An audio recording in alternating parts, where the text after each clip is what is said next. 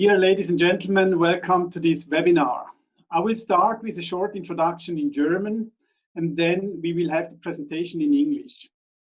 Sehr geehrte Damen und Herren, liebe Zugeschaltete, herzlich willkommen zu einer neuen Ausgabe der Webinarserie HSG Insights, Management und Führungstipps in der Krise von Corona. Es ist mir heute eine außerordentliche Ehre, dieses Webinar zu halten, weil wir das 26. jetzt zusammen haben und damit quasi eine Finissage dieser sehr erfolgreichen Webinarserie haben und wir planen schon die nächste. Nun, ist Covid-19 eine globale Krise oder ist es oder wird sie zu einer Krise der Globalisierung werden? Das ist heute das Thema, womit wir uns ein bisschen beschäftigen wollen. Mein Name ist Bruno Mascello und mein Gast heute ist Professor Winfried Ruigrok.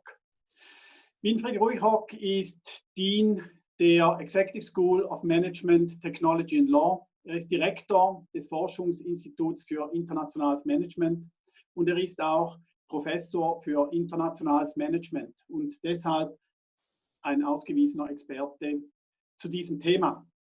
Ich möchte, bevor wir anfangen, noch schnell 2, 3 Bemerkungen zum Ablauf des Webinars machen, damit wir hier das meiste für uns alle rausziehen können. Das erste ist, Sie werden unten im schwarzen Balken werden Sie 2 Knöpfe finden. Das eine ist Q&A oder F&A.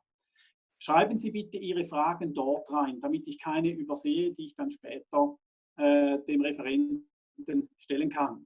Und dann haben Sie noch einen Knopf Chat. Dort können Sie mit Ihren Kollegen hier, die auch zuschauen, sich austauschen. Daneben parallel, wenn Sie Lust haben, nutzen Sie auch bitte diese Funktion. Und der dritte Punkt, den ich noch erwähnen will, den kennen Sie sicher schon als erfahrene Webinar-Teilnehmende. Wir werden dieses Webinar aufzeichnen und das wird dann später bei den anderen Webinars bei uns auf der Webseite wieder zum Abruf bereit sein in Kürze. So, nun aber zum Referat. Winfried, herzlich willkommen. Ich freue mich außerordentlich, dass du heute bei uns bist und wir sind jetzt ganz gespannt auf deine Ausführungen. The floor is yours, Winfried. Danke, Bruno. So I will switch to English as Bruno has indicated, and I will share with you immediately my screen. So thank you for joining this webinar where we will talk about, well, the situation of the world, the future of the world. A very big question. And some people have said, Winfried, this is too big a question to ask at this point. How can we at this point reflect on, speculate about the future of globalization? And I said, this is true. We can't, but we have to. We have to start thinking about the shape of the world of globalization post-COVID-19. And what I'm trying to do in this webinar is to give you some thoughts, some inspiration of how to think about this and try to see a glimmer of the world of globalization post-COVID-19. I would like to do that by in the following way. First, I would like to review some claims on the future, or some would say the lack of a future of globalization. I would like then to move on to some evidence on what have been some recent trends over the past years, what global shifts have been taking place. Then thirdly, assess how will COVID-19 affect those ongoing shifts. Will they be accelerated? Will they be reversed? Or will they just be on pause? And on that basis, and fourthly, try and come up with an answer to the question, is COVID-19 a global crisis, or also just a global crisis, or also a crisis of globalization? And let me first start with some views of globalization. Let me start reminding you that resistance to globalization, hesitations about globalization has been around for a long time, goes way back into the past century. And also since the beginning of this century, some of you may remember that there have been violent protests in some cities around the world. For instance, at the occasion of World Economic Forum events, this was an example of some graffiti against a certain WEF event in 2004. Growth is madness. So this goes back some time. Then presidential candidate Donald Trump in 2016 was very clear. He said, well, globalization is nothing else than a policy of moving our jobs, our wealth, and our factories to Mexico and overseas. And we've seen that it wasn't only words when it came to him. Finally, a third example from the point of view of Madame Le Pen, globalization means manufacturing by slaves for selling to the unemployed. So there's been a lot of strength, there's a lot of been opposition against, a strong opposition against a globalization in various circles. Interestingly, also from business-friendly or within business sources, there's been a lot of resistance or at least hesitation. In the beginning of 2017, Credit Suisse, the Swiss bank, came up with a report getting over globalization, stating, you know, we're at a plateau. We have to prepare for a world where globalization will not increase further. The Financial Times very quickly after that, also in 2017, came up with reports that globalization was on a downturn. And The Economist in 2019 coined the term slowbalization, as in slow globalization. It really has gone out of steam.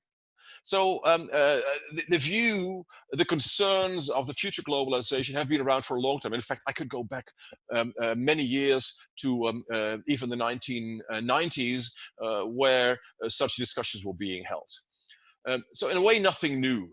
But there is something new in the sense that recently a lot of businesses and policymakers have indicated that they are concerned.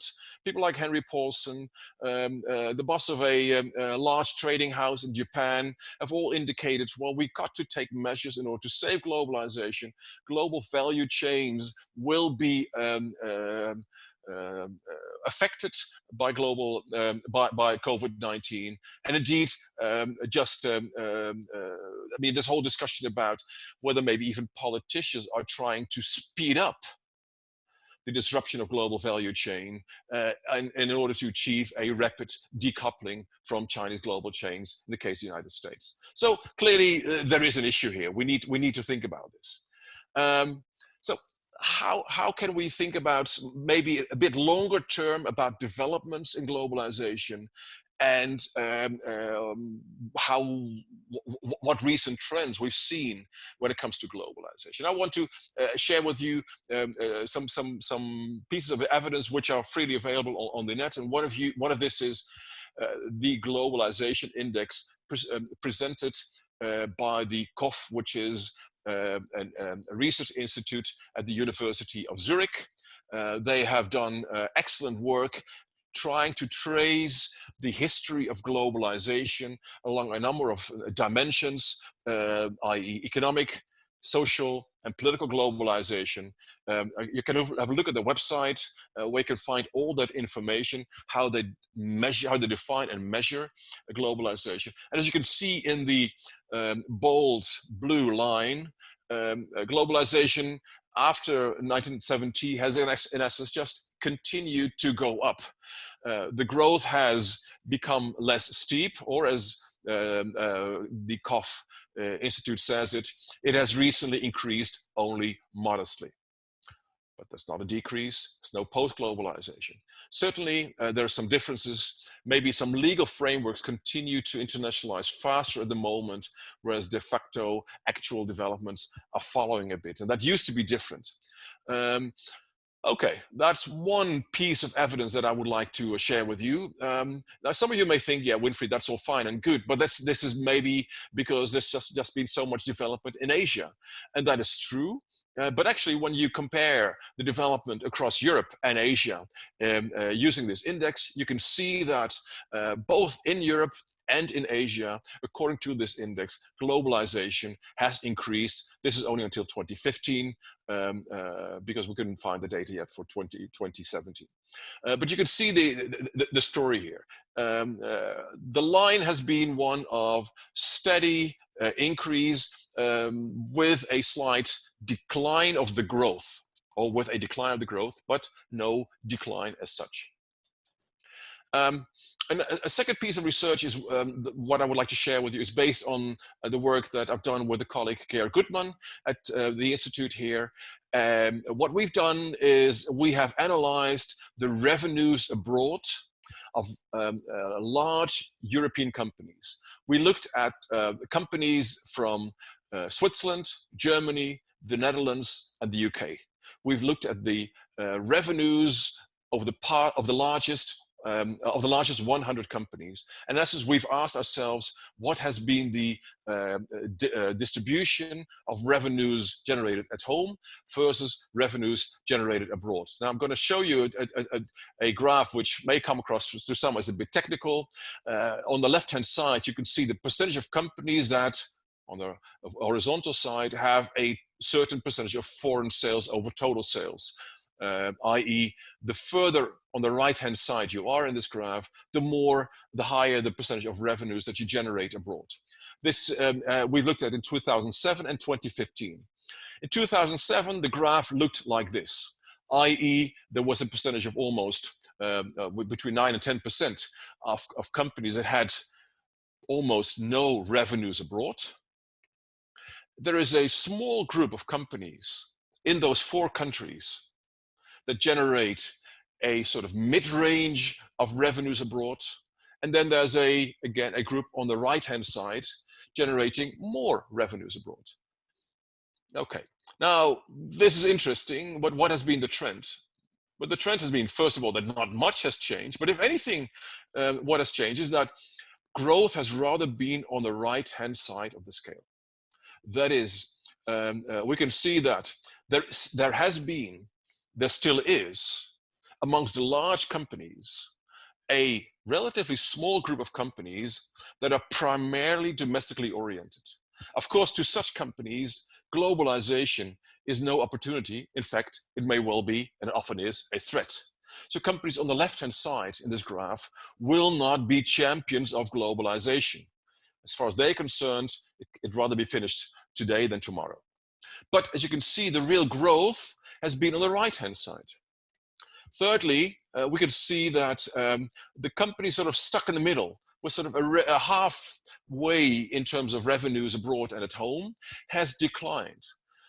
The growth has been particularly on companies which generate more than 80% of revenues abroad. And that tells us something, that at least in these 4 economies, Switzerland, the Netherlands, Great Britain, and Germany, if anything, the percentage of companies focused on international markets has increased. Now, I'm saying here international markets. This graph only shows revenues abroad.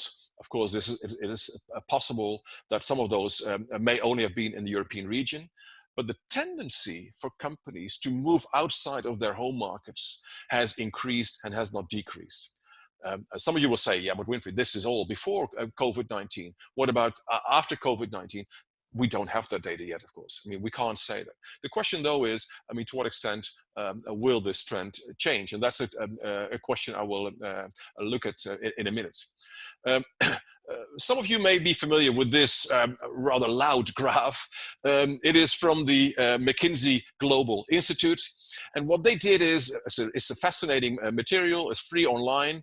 They looked at some basic shifts and some basic forces behind those shifts. They say, well, we've seen a couple of things in the world. We've seen that trade intensity in goods has gone down. So good producing value chains have become trade intensive. we can see that growth has been primarily been in services, which, however, has often not been measured or not been measured adequately. So we may think that trade goes down, but it doesn't necessarily go down to the same extent. Trade based on, and the advantages that companies and countries also have based on lower trade or lower labor cost has gone down. So labor cost is becoming less important in explaining trade. On the other hand, knowledge has become more important. A final trend is that we can see that more trade is taking place within world regions. So within Europe, within North America, within Asia, within Africa. There's a few trends beneath there, and that is that emerging markets have come up also in terms of consumption, as well as, secondly, in terms of supply chains, which are beginning to hook into the global system. And of course, the final trend is that of new technologies that really drive these changes.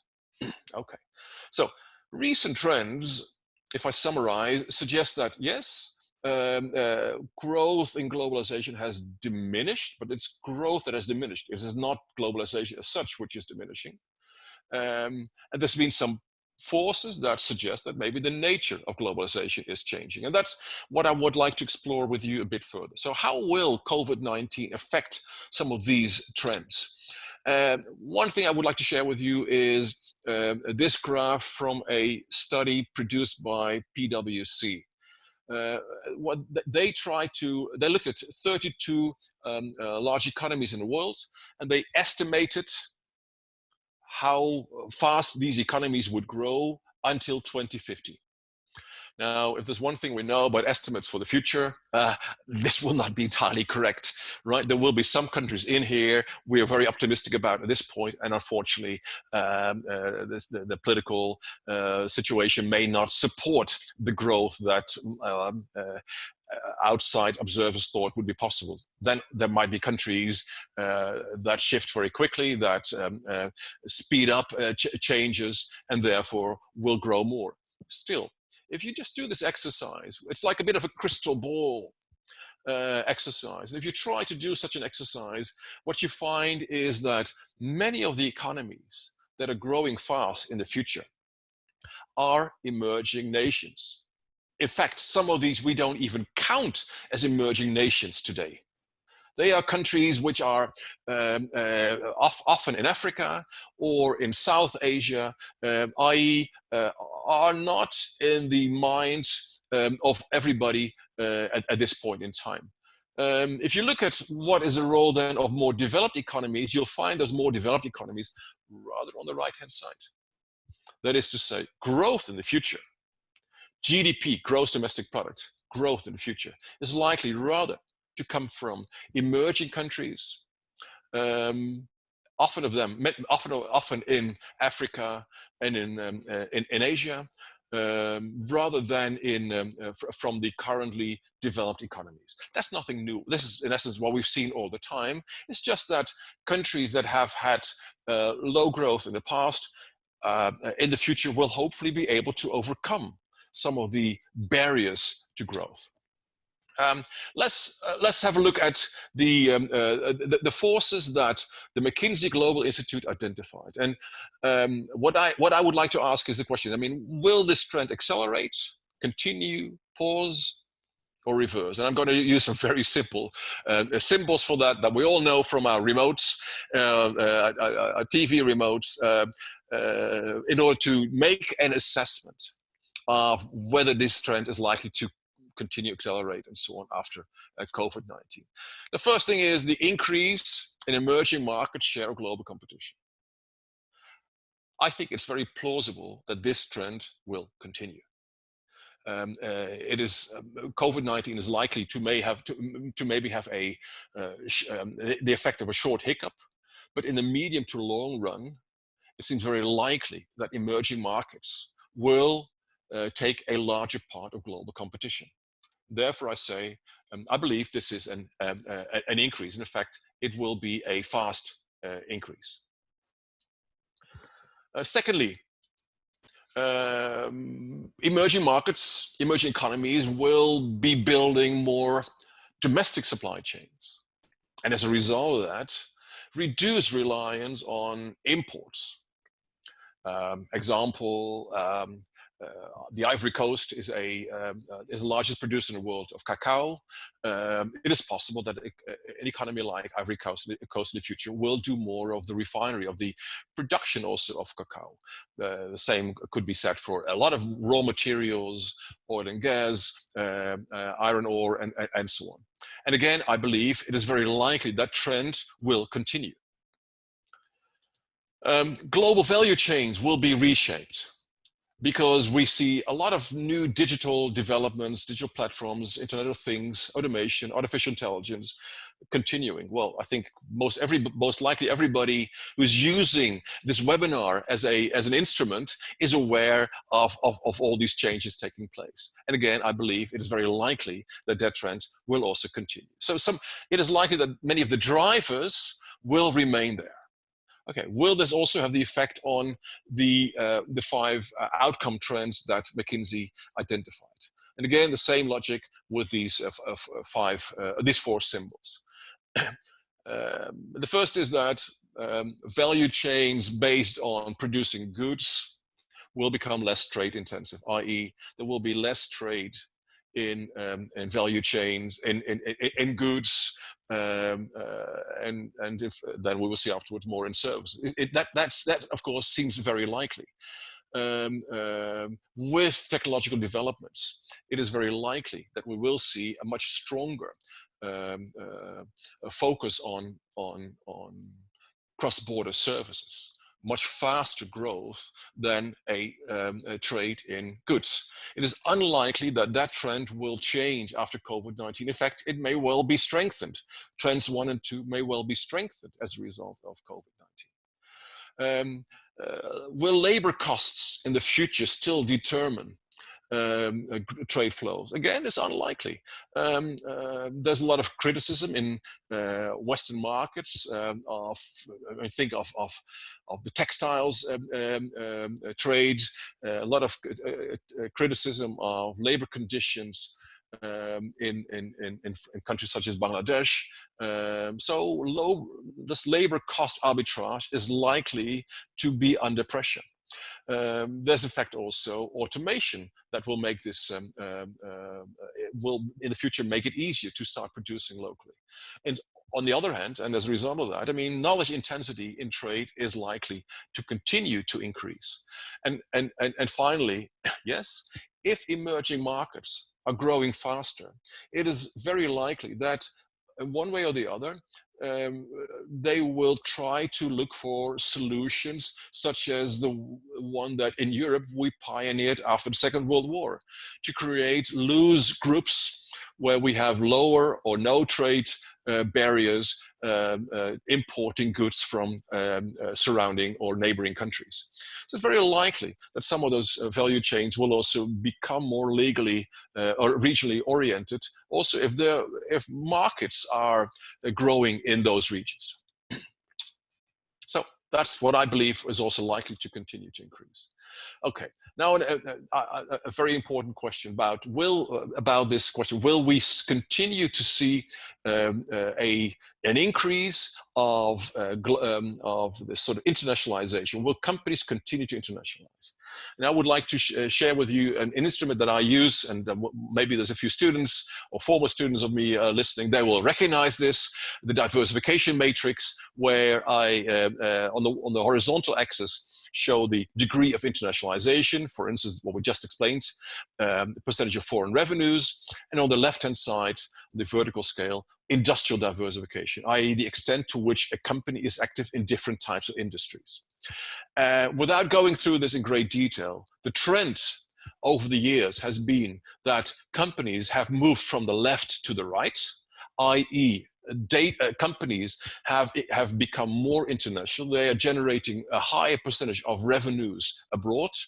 And the second trend has been that companies have moved from higher levels to lower levels of industrial diversification, i.e. companies have fewer companies today are conglomerates than we used to have in the past. There are some exceptions, such as China and India, where we can still see them, which has more to do with the fact that these are still, to some extent, protected markets. The trend in this graph has been for companies to move into the bottom right corner, i.e. internationalization has increased, industrial diversification has tended to diminish. And I believe it is very likely that this will continue, provided,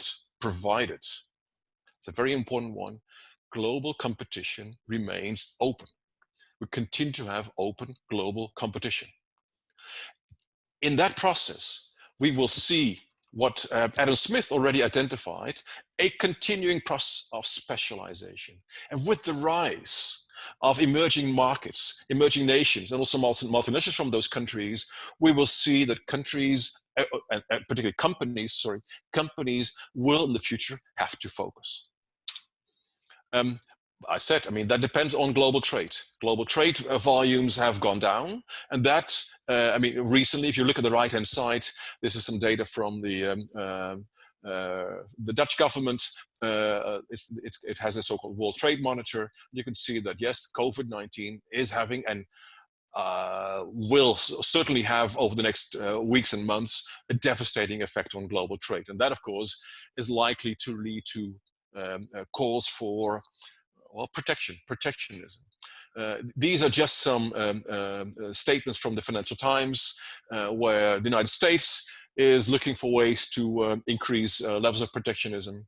In Europe, in the EU, we have such discussions. Although so far the trade chief has said we should not exaggerate such claims. But interestingly, the work by my colleagues here at the University of St. Gallen, Professor Simon Evenet is doing excellent work with his colleagues in the Global Trade Alert. And what he says is, yes, we've seen more new trade distortions having been imposed over the past couple of years. But actually they refer to to a smaller share of world trade. So there is a bit of a paradox there. So maybe we are still at this point seeing a dog that barks but doesn't bite. Okay, well, that's a question mark, and I'm sure I got your attention here, because now we need to get to some conclusion. And the conclusion is, is COVID-19 just a global crisis, or are we also seeing a crisis of globalization? Obviously, COVID-19 is a global crisis. This is inevitable. Last night, I checked a graph and a website that many of you will have looked at over the past months, just to see how this ticker goes up. And I must admit, at some point, I stopped checking, because this red number of currently 3,800 or 1,000 and more people is becoming very, very depressing. But clearly, this is a global crisis. Every country in the world is affected. And if the bubble isn't so large in your part of the world, this may also be because maybe testing isn't so well advanced. Of course, there's some countries that are beginning to move out of the crisis, such as in Australia, New Zealand. And luckily in Switzerland, Germany, the situation is also becoming a bit better. So yes, it is a global crisis. And yes, we are, we're beginning to tackle this. There's been some story, there was a story in the Financial Times yesterday about vaccines, how we need a global effort, and there's a risk of so-called vaccine nationalism, that countries will just focus on their own on their own population. And that's all understandable. But if we give this some more time, we may see that actually at some point we all come to our senses. Again, the Global Trade Alert, Simon Evenet and his team identify that while initially maybe countries start to impose limitations on trade in medical supplies, in fact, 79 countries have liberalized trade in medical supplies this year in response to this crisis. And when you think of vaccine nationalism, well, if there's one thing that counts, it's money. If whether the United States or China or Australia or Switzerland or Germany comes up with a vaccine first, very quickly the economic, the business potential will be seen by everybody. Okay, no, I do not believe that COVID-19 is a crisis of globalization yet. We may be close, but we're not there yet. The reason is, first, I believe the forces driving globalization remain strong. They are not disappearing. Those 5 forces that I identified continue to be there, and in a way do not depend greatly on COVID-19. Assuming, that is of course, that we will find a way to get this under some degree of control over the next 12 to 18 months. However, the shape of globalization will change. I think that is critical. And that's one reason why, particularly in North America and in Western Europe, we're wondering about this. Because the nature of globalization will imply that we'll have different poles in the world. There will be different regions growing faster and maybe benefiting also faster. And that means, thirdly, that North America and Western Europe, they will remain important, but maybe a bit less indispensable than in the past. All right, I've been a bit provocative for the sake of asking questions. I've seen that some questions were coming in. I couldn't read any of them, but I'm looking forward to your questions. And Bruno, over to you, and looking forward to the questions you and the audience might have. Good, thank you so much, Winfried, for this interesting information you have shared now with your presentation. Would you mind to close the slides again, Winfried? Of course. So we have you a little bit better on the screen. Everybody can see you. Excellent, thank you. So first question, let's start. Are there losers and winners in this game, or is it a zero-sum game? That's a good question. A lot of people tend to think that globalization is a zero-sum game. It isn't. In the age of globalization, Switzerland, Germany, the UK, the United States have all benefited. But indeed, emerging nations have benefited more. Take, let me mention 2 examples. If you look at the period of GDP growth between 1980 and 2018, India's GDP per capita increased by 670% over that period. It's immense. India is definitely a great winner, even though in India still today, hundreds of million people are living in poverty. As a country, it has benefited tremendously as an economy. China, however, is a real big winner.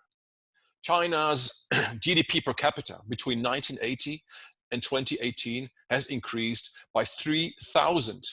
3,000%. That is enormous.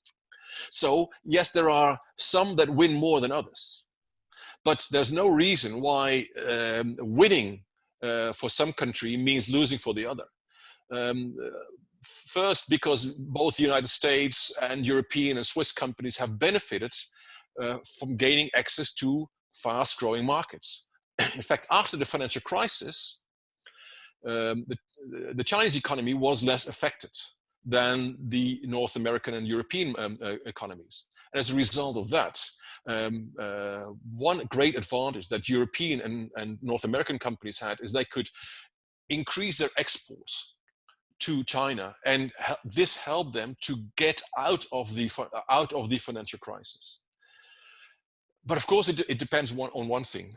It all depends on our ability, wherever we are in the world, on our ability to find a way to connect to the global economy, to want to continue to invest, to make sure we've got the right sort of policy frameworks, and we set the right incentives for companies in order to succeed in the global economy.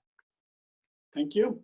Next question. On average, you have showed that European companies have generated a lot of revenue actually abroad. Do you think this will continue going forward? I think yes. I think the key. I think we have seen, and we will continue to see, competition intensifying.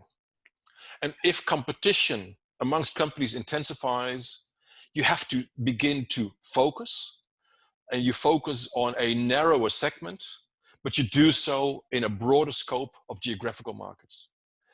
And this is exactly what we've seen. I.e., we will see that combination that I showed in the diversification matrix of higher degrees of internationalization and more specialization. And this creates challenges for companies that are maybe both international and diversified. You might think of the example, take Nestle and take Lindt. Lindt is for those of you not from Switzerland, is a well-known chocolate maker in this country, but actually active across large parts of the world, across Asia, across North America, and so on. And just one thing, chocolate. Nestle is doing a lot of things, has been trying to mimic Lindt's strategy of coming up with a premium chocolate. Hasn't really succeeded. And one reason is that in addition to its chocolate business, it's got to run its coffee business, Nespresso, and so on. It's got to run its bottled water business, its pet food business, its ice cream business, and so on and so on. So I think we will see with the rise, not just of China and India and other Asian economies, but also of Africa and South American economies, all companies in these countries, as they participate in the global economy, will have to generate more revenues abroad, but also in a more focused segment than in the past. Thanks. And of course, this does depend again on the precondition of global open markets. The minute we start closing our markets, really closing our markets, we will see the exact opposite trend.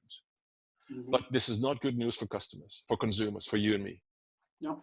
Well, let's stay with these bad news. You stated that North America and Europe, Western Europe, they are important, however, they are not indispensable. What does this really mean?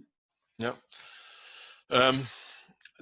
This means that occasionally groups of countries will look for solutions with or without North America and or Europe. Let me give you maybe two examples. Think of the recent Belt and Road Initiative by the Chinese government. This was an initiative that came from China, where it thought about, okay, what should this look like in terms of trading routes? Had a thought about the financial implications and how it would support countries and companies that wanted to participate in this architecture. Switzerland was invited, Europe was invited to join, and they did join to some extent. But of course, the rules were set by the Chinese authorities, because there was also there were Chinese development funds associated with these investments. So this is one example. Also think of the Trans-Pacific Partnership. The Trans-Pacific Partnership was a trade arrangement of North America, some countries in South America on the one hand, and Asia and the Pacific on the other hand. President Obama had signed this agreement in 2016, but President Trump came in 2017 and he withdrew his signature. That meant that the treaty could not get into force. However, the countries negotiated a new trade deal, now called, and I need to look at this, well, something like Comprehensive Progressive Agreement or something, or arrangement agreement for Trans-Pacific Trade. And it got into force December 2018 without the United States. So that is to say, of course, those countries would have preferred to have North America, the United States in there, but they will still proceed without. And that's, I think, the future we will see. Ideally, we'll have arrangements where these very important markets, United States and the European Union, will be included in such arrangements. But increasingly, countries will say, well, we'd rather have you there, but if we can't do it with you, we'll do it without you. And we need to understand that this will affect our ability to influence such arrangements. This in all kinds of ways, not just in terms of the openness of trade, but also importantly in terms of, for instance, maybe ecological conditions, human rights conditions. So there's all kinds of aspects that come into play. Mm-hmm. Winfried, we have students here also in the line, and maybe people who are on an early stage in their career. Now, what do you think? Should they stop pursuing an international career because globalization is done? No, I definitely don't think so. I think there's a lot of value for students, young people, early on in their career, both in education, but also in their working career, to continue to pursue international experience. First, because you learn a lot more. While being abroad, you're exposed to more difficult conditions. Things that work well at home don't work so well abroad, or they just work differently. And you have to work out, you have to understand how societies work. You learn faster when you study abroad, when you live abroad. That's why business schools around the world, but also engineering schools and other schools have arrangements with each other to facilitate an exchange of students. But also colleagues and I have done a study paper in Journal of World Business where we looked at how fast will a person become CEO.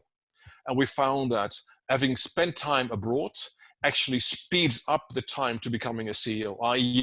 You become a CEO faster if you've spent time abroad. There is, however, a snag. Don't stay abroad too long. At some point, make sure you reconnect, if at least you want to reconnect. Mm-hmm. If you're a Swiss national, at some point, make sure people don't forget you. There's this saying, don't become a stranger. That's certainly very important there. Thanks. There is now actually several persons want to know from you, when we have globalization on the one hand and wealth on the other hand, is there a correlation, and is there maybe also an optimum level for globalization? I have a great graph on this which I can't show, but there is work by the World Bank that has shown the extent, the correlation between globalization on the one hand and the percentage of people living in absolute poverty. And there's a definition that the World Bank, IMF use, I think, of $1.90, and it's remarkable how fast, how globalization has enabled people, in particular from emerging countries, over the past 20, 30 years, to get out of the poverty trap. It doesn't necessarily mean that they're rich, but it just means they're not terribly poor anymore. So hundreds of millions of people in China, in India, in Indonesia, across Asia, but also increasingly across Africa and across parts of South America, have benefited. Not all become rich, but then, Bruno, you and I aren't rich either, right? But can live a decent, fulfilling life where also they have got prospects, not just for themselves, but for their children, for people around them. I think that is what globalization has enabled. In Western Europe, in North America, we sometimes only look at our own world, and we forget the world is much bigger. If we go back in time after the Second World War, we in Europe and in North America have gone through similar developments, where maybe many of the people listening, their parents or grandparents, were in a very different situation.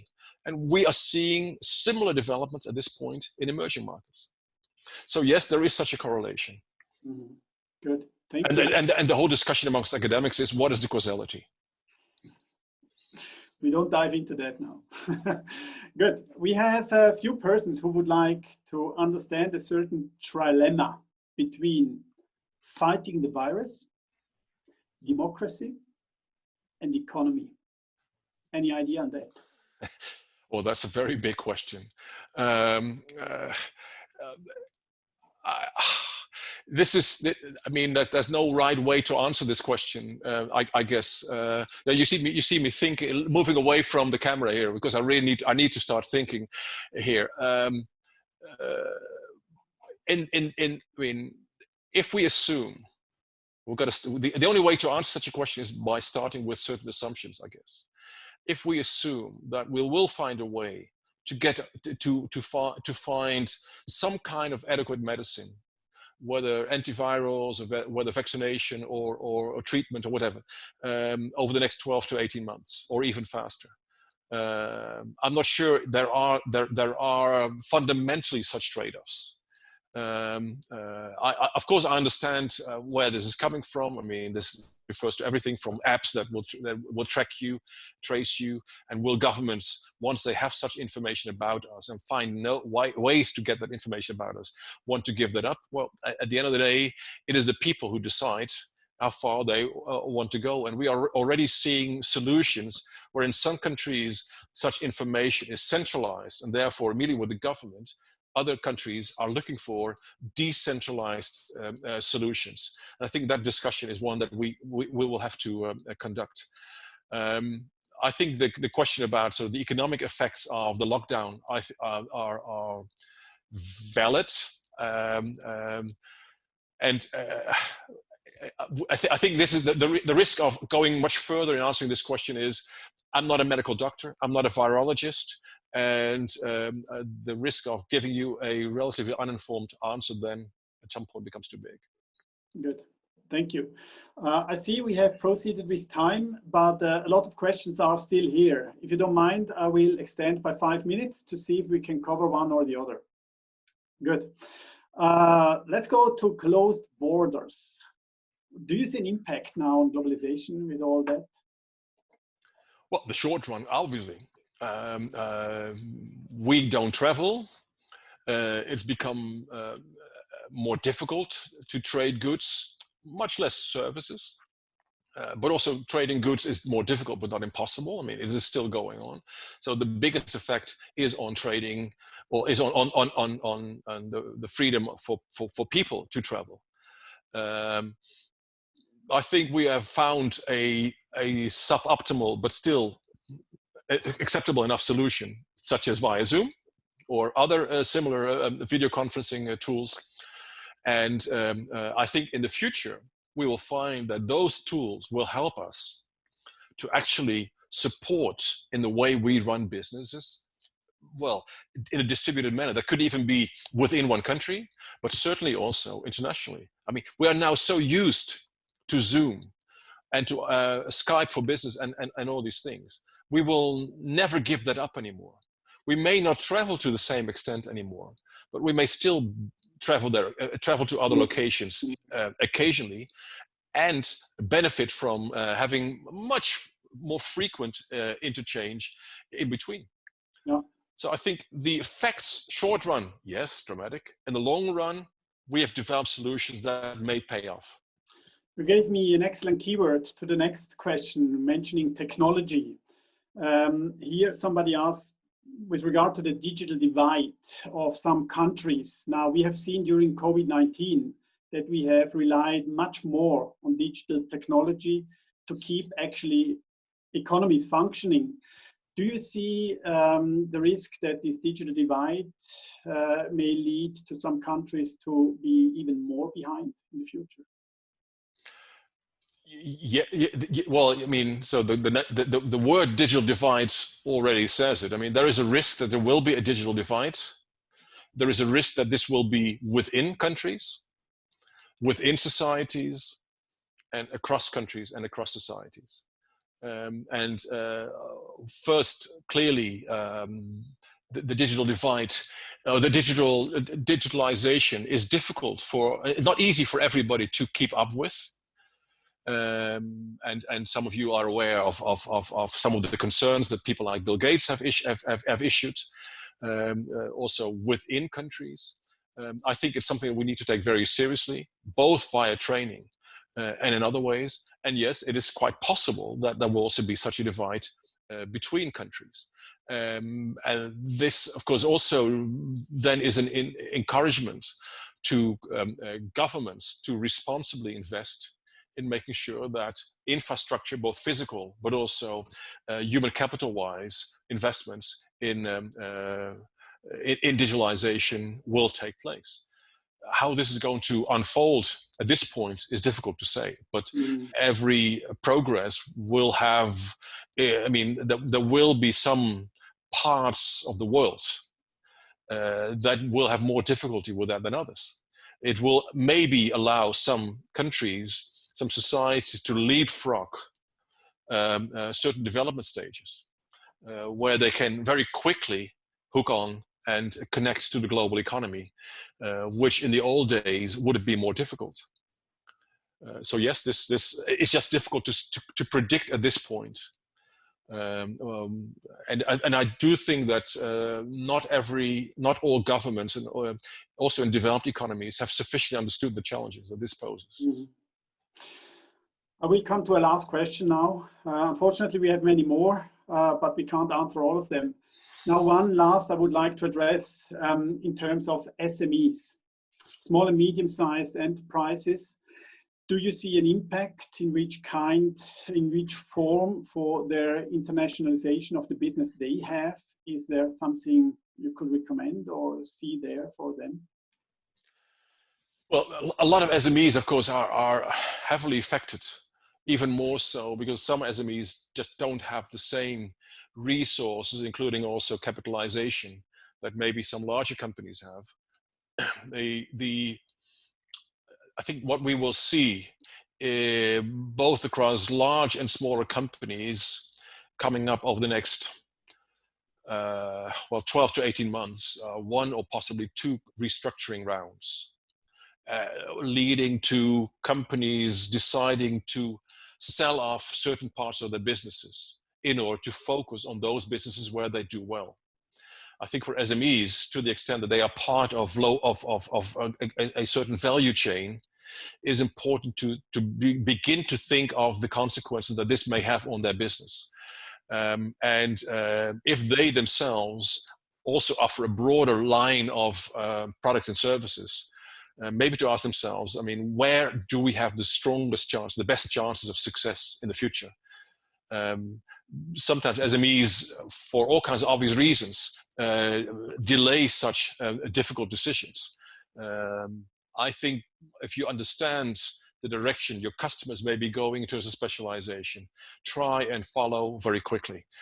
I think demand will not necessarily go down in the future. Maybe yes, over the next 12 to 18 months. But after that, it's likely to pick up again. And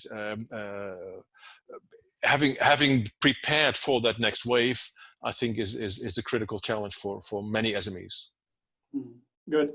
Winfried, thank you so much for your presentation, your insights, and also for your time you have offered here also to answer all these questions.